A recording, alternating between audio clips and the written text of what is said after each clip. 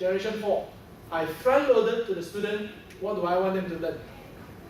Connectedness. Right? So that's just one experience of generation 4. Now, generation 5 is used for adventure therapy. So for some of you who are more into outdoor, that may be something you're interested, right? We will use adventure elements to create a time for counseling for therapy purpose. So I've designed a course called I Want I Can, where I help computer addicts to come to a point where they themselves recognize if they want to, they can keep the habit through adventure elements. Right? We have piloted, we have tested, and that's why you may have read that Touch Cyber Wellness Center, they do a lot of therapy work for people with addiction, computer addiction, right? Because we use that. Right? And of course, lastly is indirect fund work. Now you can read more, you can go and Google it. The two persons involved is Chris and Gus. Michael Gus was in Singapore to license us in adventure therapy. Alright, so we have been trained by him. Okay, any question before I move on? Now the reason why I'm showing you this because in order for you to have experiential learning, facilitation is very important. When you take facilitation out, you can play a game, you can have an activity, you can have an experience, there's no connection.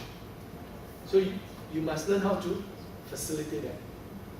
About 5-6 years back, I was training a group of teachers from RGS, and I was actually giving them some classroom tools of how to facilitate. And I think Sally Wong is still there, right? Yeah. So she's one of those who came back and shared with us how she tested some of the methods and engaged the students, right? And helped them to cement their learning. Okay? So you can do this in classroom as well. Now, because I know that we have a diversity of participants here, right? So I cannot have one set of training for you. I just want to start you in the process of thinking. Experiential learning is creating any experiences that help your students to learn. But what will help them? You must facilitate. Now, you want to know how to facilitate, come for another workshop. Right? For 90 minutes, I can only introduce this to you. Would you like to go through another experience?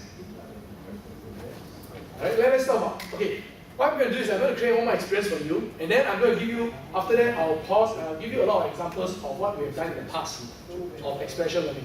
So as to give you more ideas, then you can have Q&A before we end off with a final experience watching the video. Okay? Like that will take us to 12 o'clock. And if you want to, we can later talk, exchange name cards, we can talk more further. Alright? But because of the limited time I have with you, I just want to give you some ideas to get this started.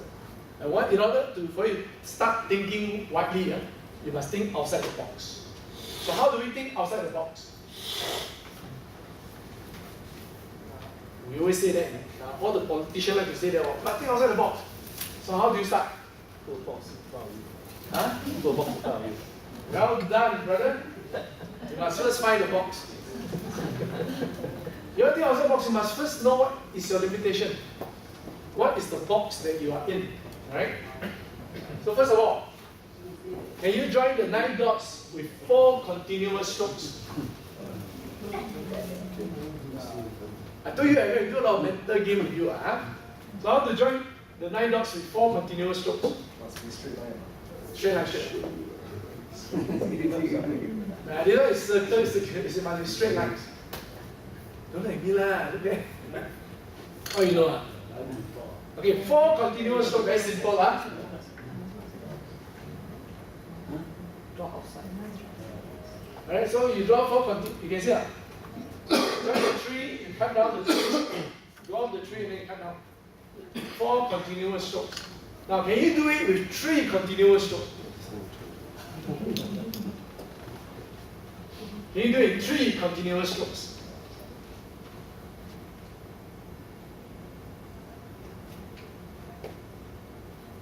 Okay, technically it's impossible unless you examine the dot.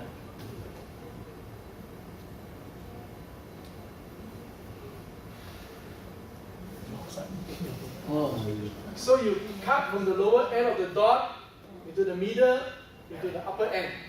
So then you can create an angle. Alright, then you can cross. So that is okay, let me give you one more.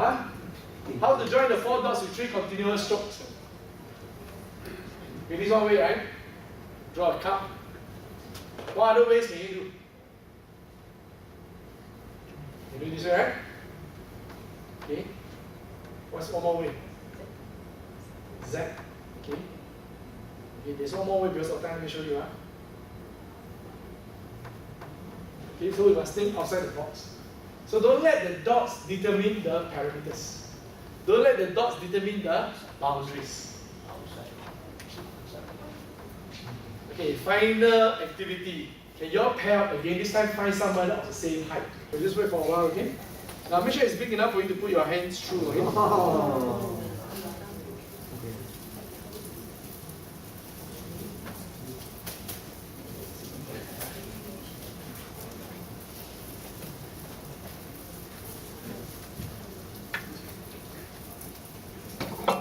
done, right? You've done it before, right?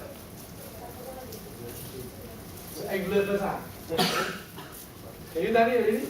Now then you tangle yourself with your partner, right? Like what you're doing. Okay? That means loop one over. So you must put the over, you must follow this. Okay? Just get yourself entangled. Don't do anything first, just get yourself entangled first. Okay? Okay?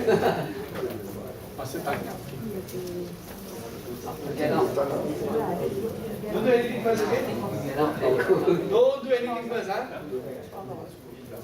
Wait, do anything first. You all okay? Everybody, look up. Okay.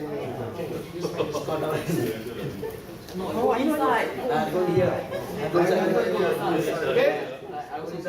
Okay? Okay. Those of you are ready, you can try to get yourself up. How can you get yourself out? I go here. This entangle yourself now. Without letting go of the loop, Without letting go of the loop. That means the loop must always be on your wrist.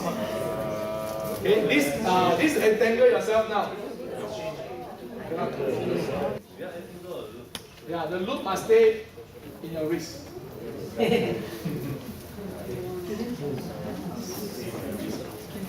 Okay, stop for a while. Alright? Now, because of time, these 2 persons have gotten themselves out, right? Would you like to show them how you get up? You don't need to move at all. You just need to pull your own string into her hand, under her string, then just come up this way.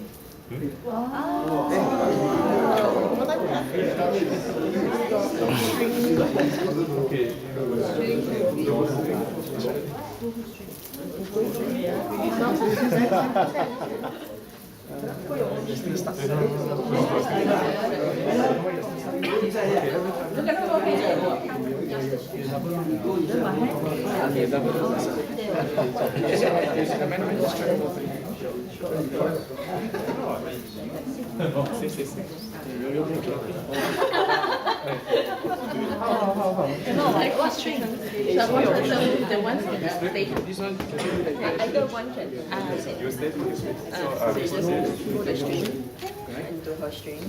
Just go out and then go here already. Okay, one more time.